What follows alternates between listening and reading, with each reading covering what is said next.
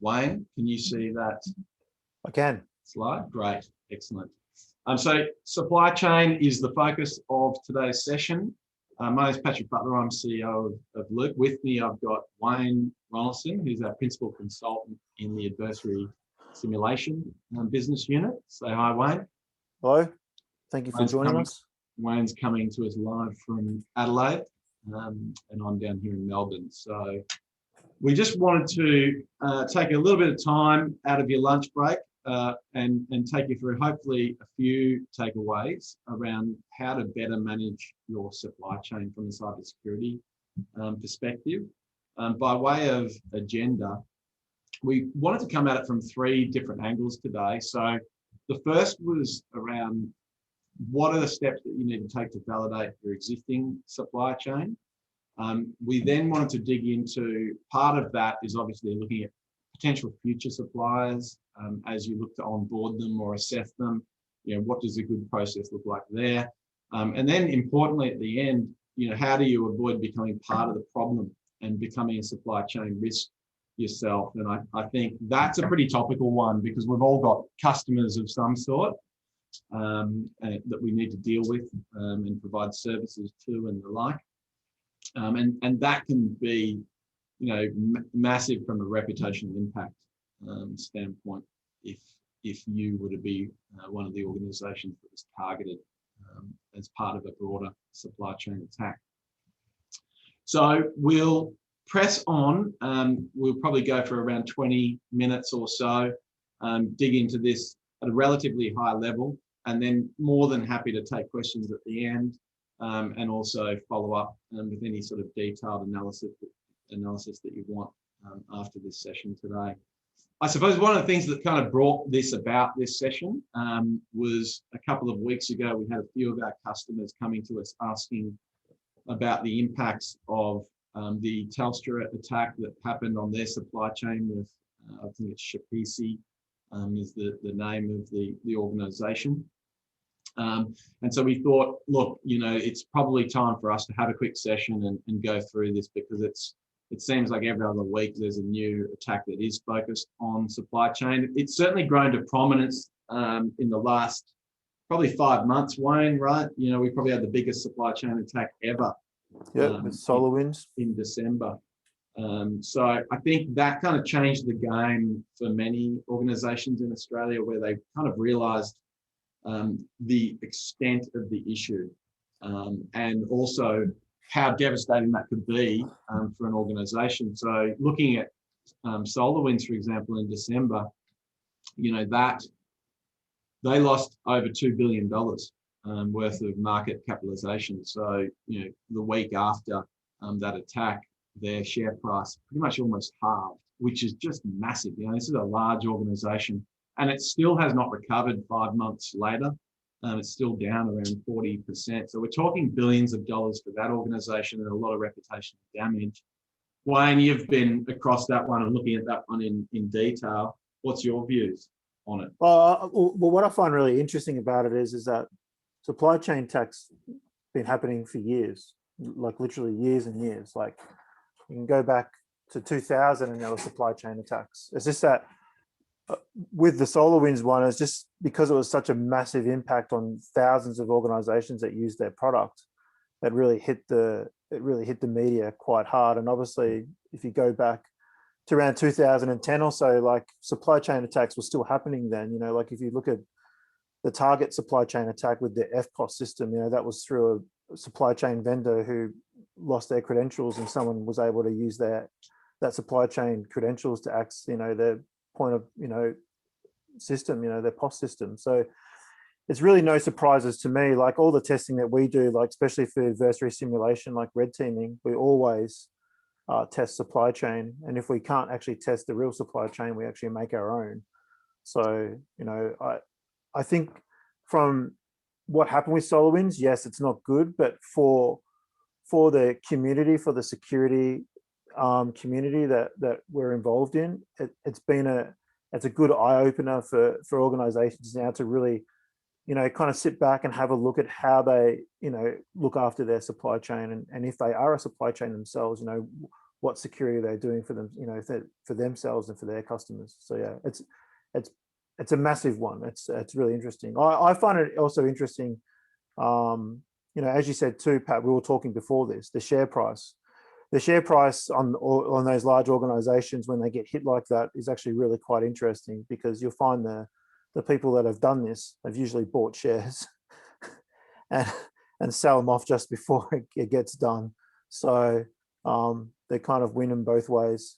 But yeah, I think the SolarWinds one will be, if you look at, I think we'll find out more about the SolarWinds attack as time goes on. You look at they were able to compromise some code base in Microsoft, which is massive.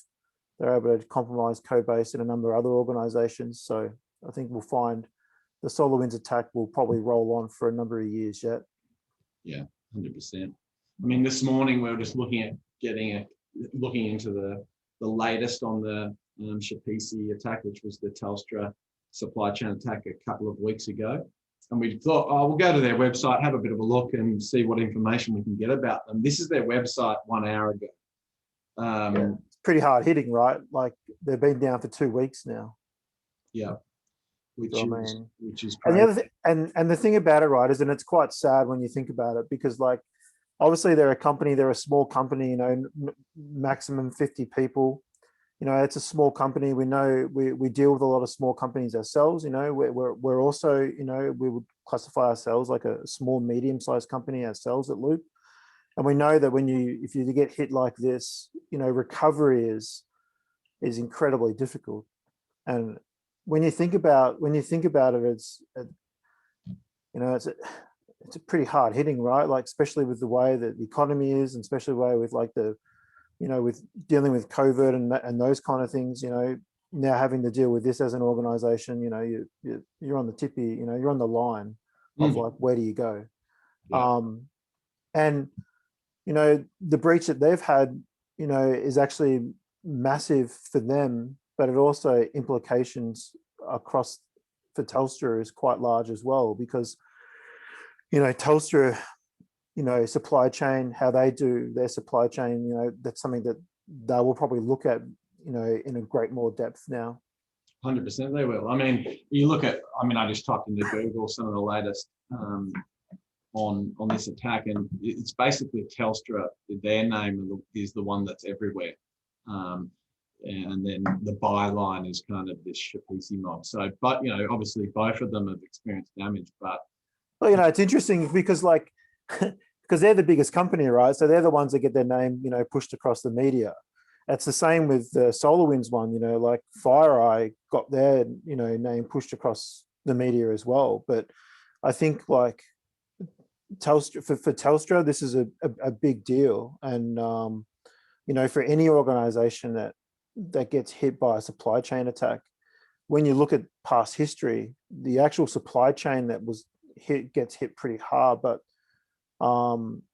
it's the other organization that's using that supply chain that takes a huge brunt of it as well. And I think that's something that I think in some ways we're kind of missing that picture, is that we're all like, the supply chain should have really done something to fix itself. Yes, it should have. But the other organization that's using that supply chain, when they accrue that supply chain, or they have contracts with that supply chain, I think, there's a time in there where you can actually start to stipulate what you expect an organization to have if they're going to be your supply chain. Definitely. I'll talk about that in a little bit, certainly, because we're going through that recently with one of our suppliers at Loop. I suppose the message, one of the key messages around your supply chain is that from our standpoint, it doesn't really matter how much you invest in from an information security and cybersecurity standpoint internally within yourself. If you're then just going to give your important data and assets across to some other third party who doesn't. And I think it's quite striking. We use these words, like fancy words like third-party risk management, third-party vendor management, supply chain management. But if you bake it down to a simplest form, we care about security, but then we're just handing over the keys to the kingdom to someone who we're not even validating or that we're not comfortable with. And I think this has got to change, because companies are just taking too light an approach. And it's not an easy one to do, because the problem for most organizations, especially large ones, is that you've got a very large supply chain. And it's kind of, you've built it up over years. So you might have suppliers that have been with you, for over a decade. And so trying to go back, and you might have a good process now for how you onboard your supply chain, but it actually takes a lot of effort to go back retrospectively and have a look at your existing third parties that have sort of gathered like barnacles under the ship over a period of time, right? And then it's also the process for, well, how often should we be checking things, right? So, okay, we did an assessment. It takes a lot of a time and effort to assess our supply chain at a point in time, but we really ought to be doing that on an annual basis, at least to some extent, because supply chains change. And a perfect example of that is acquisition.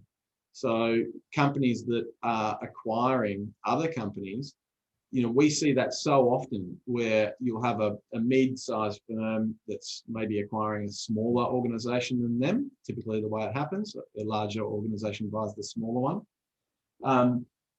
But then that, as part of that connectivity, the smaller organization may not be as secure as the larger company, and yet they're onboarding that, integrating it. So if you think about that, if that's your supply chain, you might do a point in time assessment on them, and then 3 months later they go and buy some company. They've introduced a whole lot of new risk.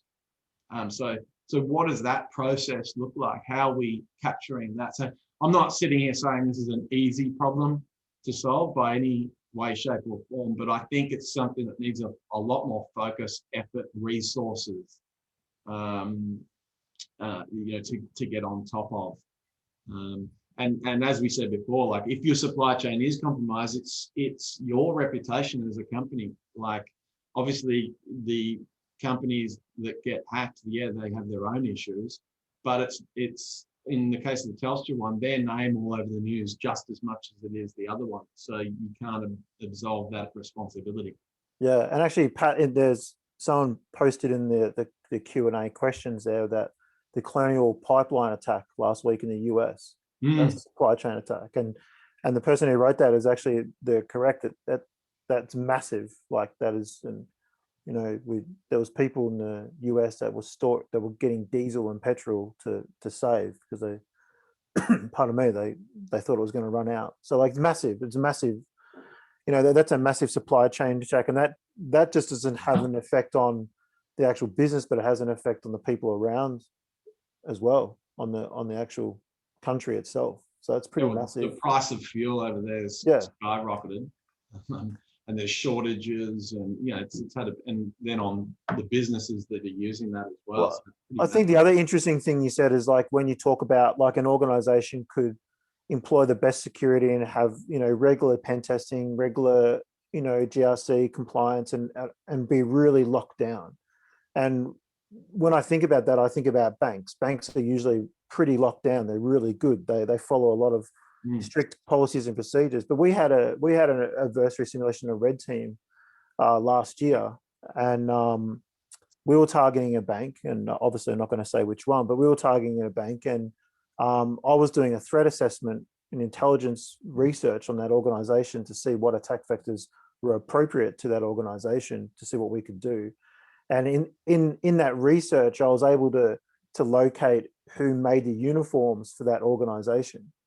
And I was able to, a colleague of mine, Chris, and I were able to, Chris was able to actually go to that supply chain and actually talk to them about getting a uniform made up for the organization that we were saying we worked for. And we told them that it looked very similar to the one that the bank used, and they actually gave us the banking uniforms, and we used those to go into the bank. So and Pat can verify this too, because I dragged him in on it. So that was a massive, like, you never hear of that in the media, but we were able to transfer a large sum of money because of that. And they had all the controls in place, but the one control that they didn't have. And it was really interesting speaking to them about it, because they never thought about the supply chain in relation to their uniforms. But when you think about it, any uniform for any organization, that logo is basically your ID card into pretty much anywhere, depending on, what kind of security you have. But at least it gives you the foot in the door already. And that's what it did for us. So it was a really interesting outcome because of that. Yeah, 100%. I think, looking at, I suppose, this concept of most organizations have a pretty wide footprint of suppliers, and it is a big challenge. So one of the things we kind of wanted to break down is what are some of the approaches to testing your supply chain? And I think it's just got to be multi-dimensional. And by that, what I mean is you need to look at it from different perspectives. So most organizations have embarked on at least some path down a GRC or governance, risk and compliance model, with their supply chain. I kind of put that in the top left here around this third-party assessment process. So, part of ISO, PCI, NIST, they all call it out as being a critical thing that you've got to do. You've got to come up with a policy or process around how do you go about assessing your supply chain, and at what points do you trigger a more in-depth analysis of your supply chain, because we can't just go and treat all of our supply chain the same, otherwise we'll never get it done. We'll never be able to assess them. So I think, organizations are down that path, but then it's the question of the actual horsepower to get it done, and actually go through that assessment. So I think this is the common one that people think of, when they think of their supply chain. Let's go and do some assessments on the supply chain. But what we wanted to raise is there's actually a few other angles to look at as well. Yes, this is important. It's something that we do a lot of and we think is critical. But what we wanted to walk through is some of the other pieces. So this threat assessment's an interesting one. So this is something that we often do as a part of a sort of standalone project, or the initial phase of a red team or adversary simulation. And it's basically getting a attacker mindset to look at, what is the most likely way that an attacker would try and compromise that organization. And then based on also the business that the organization is, where they operate, what they do, who would be the likely threat actors to come after them, and what are the type of approaches that those organizations have done before. So trying to get a bit of a realistic view of, hey, where's our threat coming from? And then based on our supply chain, what would be the riskiest parts of our supply chain that we need to validate? And the interesting thing about that is that we have a client at the moment that is actually getting a new supply chain on from two different parts for the business. And they actually went through our previous threat assessment that we did for them through an adversary simulation, and they've applied that to now looking at their supply chain. And it's really interesting because they're looking at their own internal network and their own network of what we've been doing work for them for quite some time. And now they're actually adapting that to their supply chain. So they're actually telling their supply chain, look, if you want to work with us, we require you to do these things. Yeah, and for me, this bit is really around prioritization. If we all accept that we don't have enough resources today to assess our entire supply chain to the level that we would want, I don't think anyone is in that situation of having that luxury. So therefore, we have to prioritize. And what the beauty of taking a threat assessment approach is that it might challenge your assumptions. It might highlight some areas you didn't think of that actually could be massive supply chain risk for you, but you didn't think that the uniform, for example, would be something that would come back to bite you, the way you manage your uniform supply. But it's those assumptions of what are those little bits of your supply chain that an attacker might use. So the threat assessment is very neat. Yeah, threat assessment's interesting. Like you can look at that was a good example of supply chain from a physical perspective, like the uniforms. But if you're looking at a more traditional side of things like digital, like there's one that always sticks to me that I was involved in, which was a defense contractor that when when we were doing the job for them, they wanted us to attack their supply chain that looked after their WAN, so their external firewall rule sets, and that was looked after by their internet provider. Well, we were able to change those firewall rule sets, so we're able to close and open up different ports to the external environment of a defense contractor through this supply chain. And the way that we did that was through an email. So I sent them an email looking like it was coming from the company. And they actually changed the firewall rule sets for that organization. So what we actually did was we actually opened up port 3389, which is actually the remote port for Windows servers. So we're actually able then to remote into defense contractors' servers externally without having to use their VPN. We're able to bypass all that because of their supply chain. It was such a massive breach for that organization. I remember calling the client at 2 a.m. in the morning and telling him what I was just about to do. And he said, yes, do it. I'm seriously worried about this. And then I was in a meeting at 6 a.m. in the morning with the supply chain, and the supply chain knew that they would be tested because that was part of the requirements when they became a supply chain for that organization. And they changed. They were actually, yes, were they upset about it? Well, they weren't upset. They were like concerned that what they had in place could be changed like that and could put an organization at great risk. So when you were targeting, because you targeted a junior employee on the night shift.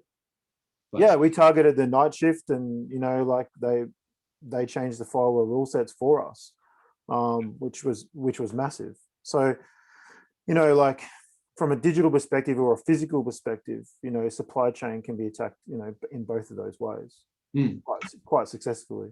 Yeah, so you've got the conceptual element of a threat assessment, which the aim of that is to highlight some of the potential avenues, and then you can start.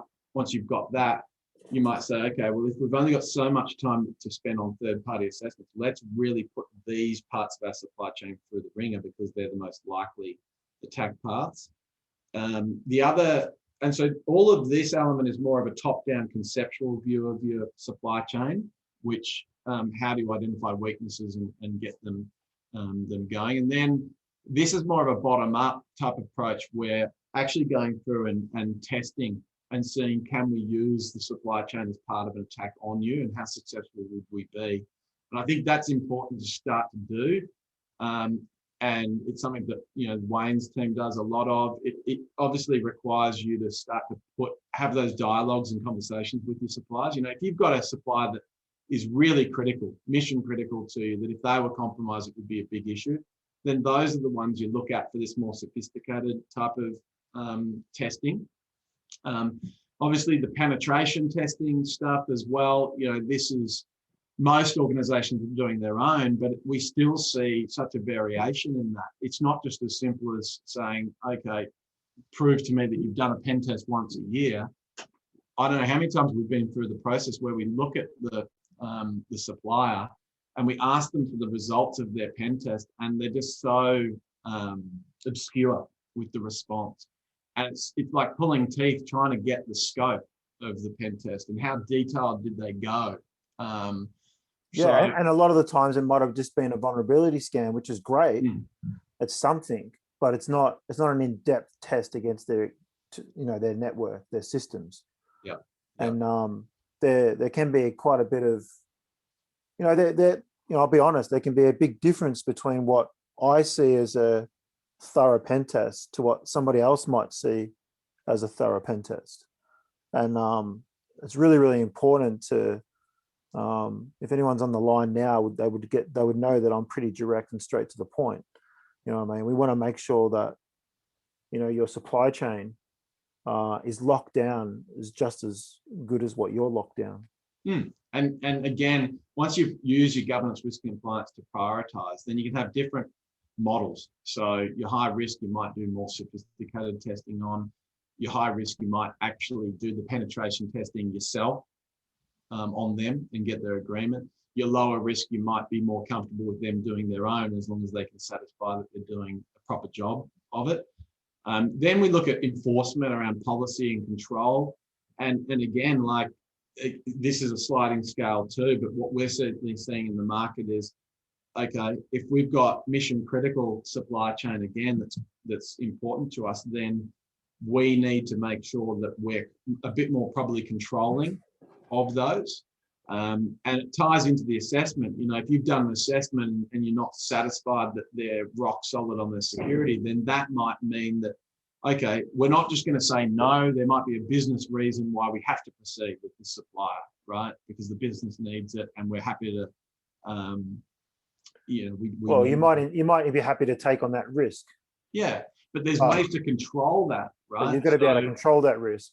Right. So, you know, we've got a organization we're looking at the moment who are really great at what they do, that we want to bring on board as a supplier to us. Now, the problem is this organization is not rock solid in their security. So we've identified that through our assessment that we did of them, right? And that came back. So now the question is, what do we do?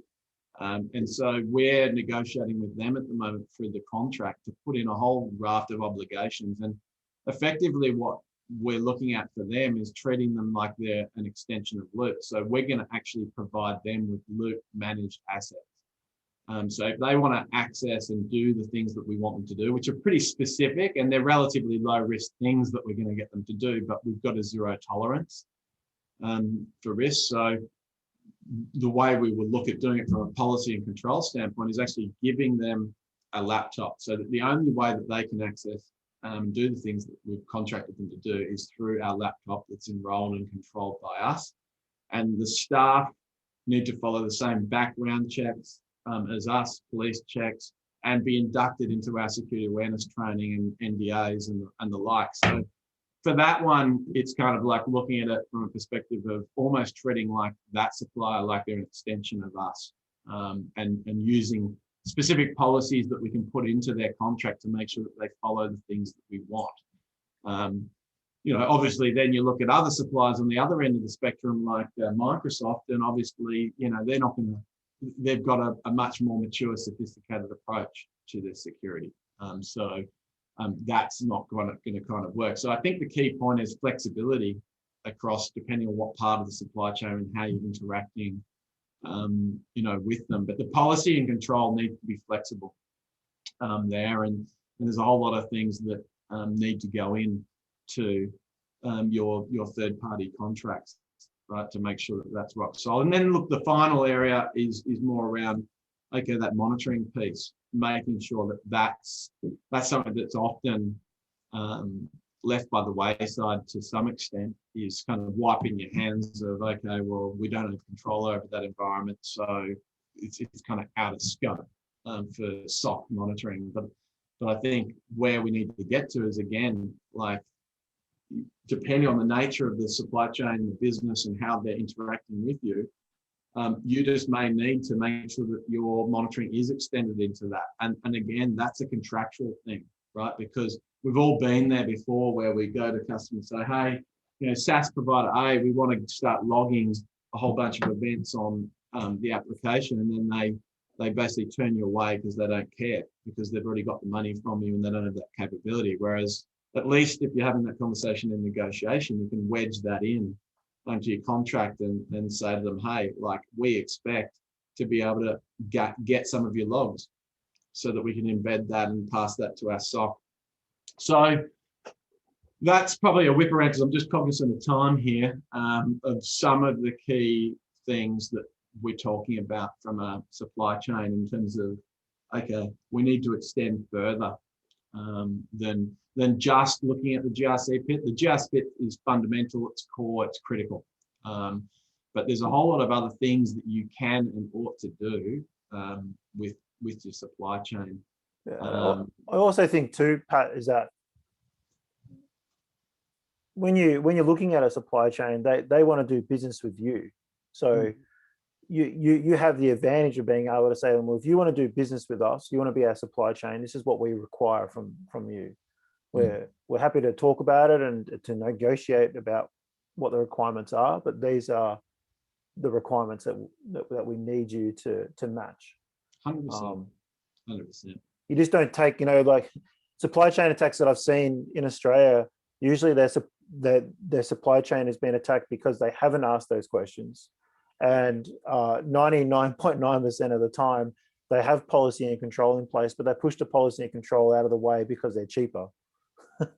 So, Yes. just because, I mean, those policies and controls, yes, it's paper and it, but it does actually mean something. It actually is called policy and control for a reason. Well, and it's easier to have it as a policy that we put there and we say we're going to do stuff, and it's easier to do the assessment. It's much harder to take the output of that and make change. Yeah, exactly. And that's the you've got to enforce it though. Yeah.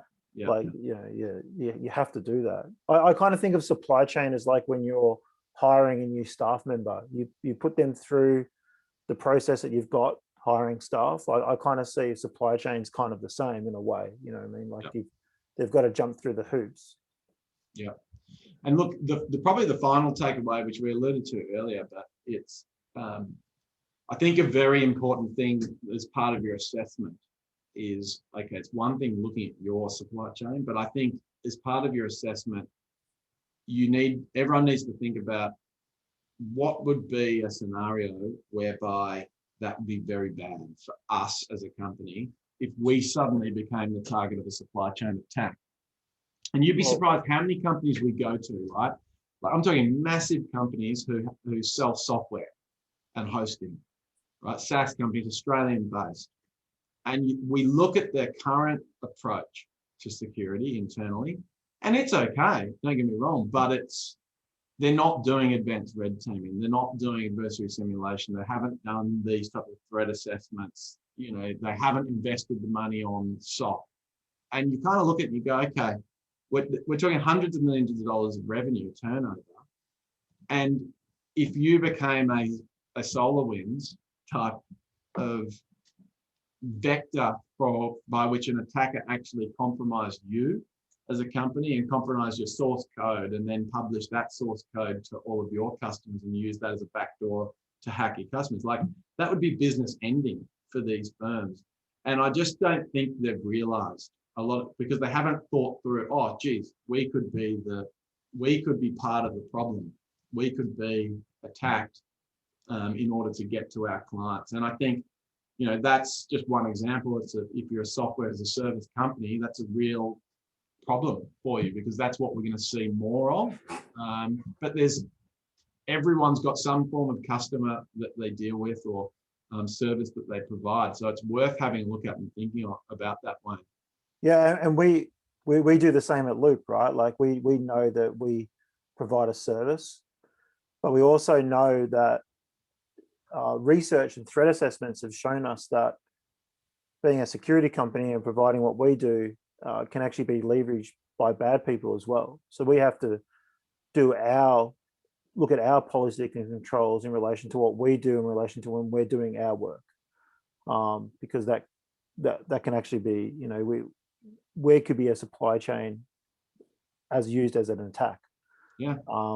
So we have to be really careful the way we look at that. But look, if you look at Non-Petra was a ransomware thing that was back in 2017, I think, and that was the software was that was spread through compromised software, through an accounting software. So, it definitely happens, and I think that as a business yourself, I think a good way to look at your supply chain policy and controls, what you require of your supply chain, those requirements, they should be your same requirements as well, if that makes sense. Yeah, 100%. Okay, well, hopefully there's some takeaways for you guys. I mean, it's a pretty broad and complex topic. We've tried to sort of distill it down to some things maybe that you might not have thought about before. So hopefully it's a little bit of value. We're also going to put together a little bit of a high-level cheat sheet to send through with just some of these considerations for